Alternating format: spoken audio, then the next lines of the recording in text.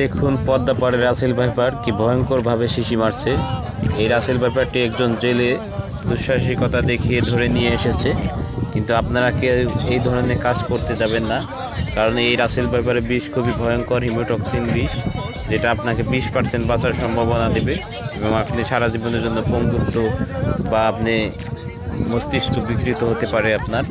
কিন্তু আপনারা এই ধরনের দুঃসাহসিকতা দেখাবেন না। এর দাঁত প্রায় হাফ ইঞ্চির উপরে, সে যেভাবে মরিয়ে আছে এর থেকে সে পুরোপুরি শুধু লেজের উপরে ভর করে পুরো শরীরটাকে, মানে দড়ি যেরকম পাচানো অবস্থায় ছুঁড়ে মারলে সোজা হয়ে যায় ওইভাবে সোজা হয়ে সেই কামড় দিতে পারে। তাই আপনারা এই ধরনের দুঃসাহসিকতা দেখাবেন না আর সাপ নিয়ে সবাই খেলা করবেন না।